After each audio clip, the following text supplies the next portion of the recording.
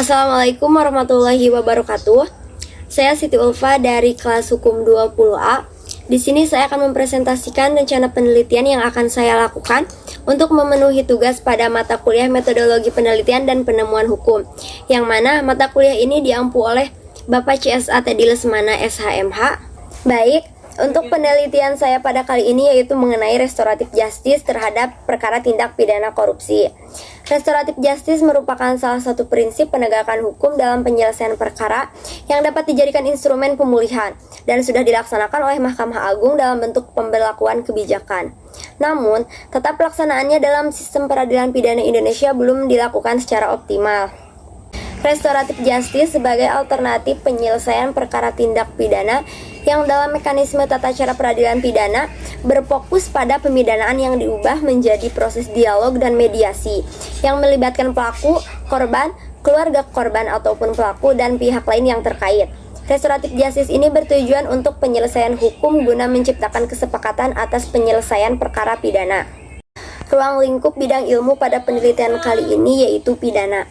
Karena korupsi merupakan kejahatan yang luar biasa, yang mana di dalamnya itu terdapat penipuan, penggelapan yang tidak hanya dirasakan sebagai sesuatu yang merugikan keuangan negara ataupun perekonomian negara saja, melainkan juga melanggar hak-hak sosial dan ekonomi masyarakat sebagai bagian dari hak asasi manusia. Yang selanjutnya, di sini saya akan menguraikan secara singkat inti isu hukum yang hendak saya teliti.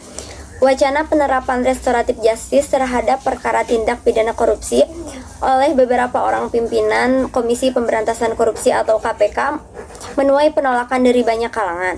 Pasalnya, penerapan keadilan restoratif dinilai bertentangan dengan Undang-Undang Nomor 31 Tahun 99 tentang Pemberantasan Tindak Pidana Korupsi. Selain itu, keadilan restoratif berpotensi menjadi tameng bagi koruptor. Tujuan dasar dari pemberantasan tindak pidana korupsi di Indonesia adalah untuk mengembalikan kerugian negara. Namun, paradigma retributif justice yang menjadi landasan hukum pemberantasan tindak pidana korupsi serta pemidanaan pelaku korupsi tidak relevan dengan tujuan utama hukum pemberantasan korupsi di Indonesia. Hal ini justru penting dalam semangat pemberantasan korupsi, yakni mengembalikan kerugian negara justru hanya menjadi pidana tambahan yang juga dapat diganti oleh pidana penjara. Upaya penanggulangan tindak pidana pada hakikatnya merupakan bagian integral dari upaya perlindungan masyarakat. Berbagai langkah sebenarnya telah dilakukan oleh pemerintah di dalam penanggulangan korupsi, termasuk tindakan represif.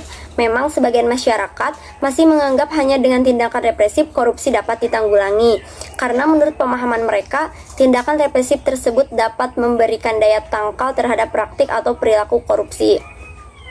Kondisi sosial, ekonomi, dan politik saat ini telah memberi ruang gerak korupsi secara masif, sistematis, dan terstruktur di berbagai lini kehidupan, termasuk pada lembaga-lembaga negara, lembaga-lembaga pemerintah, badan usaha milik negara atau badan usaha milik daerah, lembaga perbankan dan jasa keuangan, serta di berbagai kehidupan masyarakat lainnya. Memperlihatkan bahwa aspek pemulihan masih lebih diutamakan daripada proses penuntutan dan pemenjaraan. Oleh karena itu, konvensi internasional memberikan ruang untuk menggunakan pendekatan restoratif justice dalam kasus korupsi. Maka, berdasarkan hal tersebut, tindak pidana korupsi di Indonesia dalam penyelesaiannya ke depan perlu menggunakan pendekatan restoratif justice. Dalam hukum internasional mengindikasikan fokus pemidanaan bukan lagi fokus pada pelaku kejahatan melainkan pada akibat yang ditimbulkan. Dilihat dari sudut pandang tersebut, konsep restoratif justice tidak sama sekali menghilangkan sanksi pidana, melainkan lebih mengedepankan pemberian sanksi yang menekankan pada upaya pemulihan akibat kejahatan. Dalam konteks tindak pidana korupsi, fokus perhatian hukum seharusnya diutamakan pada bagaimana agar kerugian negara yang ditimbulkan dapat dikembalikan lebih diutamakan oleh hukum ketimbang mengedepankan perampasan kemerdekaan pelaku kejahatan. Hal tersebut menurut saya lebih efektif dalam penyelesaian perkara tindak pidana korupsi. Sebab, jika pelaku dituntut dan dipenjara, maka negara akan mengeluarkan anggaran untuk biaya makan dari pelaku selama berada dalam lembaga pemasyarakatan, yang mungkin saja jumlahnya lebih besar dari nilai kerugian keuangan negara yang dilakukan oleh pelaku korupsi. Yang selanjutnya, rencana judul yang akan saya ambil pada penelitian kali ini yaitu penerapan restoratif justice terhadap perkara tindak pidana korupsi. Oleh karena itu, untuk mengkaji inti daripada isu hukum yang hendak saya teliti untuk memfokuskan kajian ini, saya menarik untuk mengkaji lebih lanjut mengenai yang pertama, apakah penerapan restoratif justice terhadap perkara tindak pidana korupsi melanggar Undang-Undang Pemberantasan Korupsi?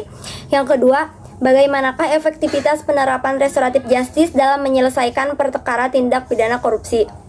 Sekian presentasi dari saya terkait rencana penelitian yang akan saya lakukan. Terima kasih. Wassalamualaikum warahmatullahi wabarakatuh.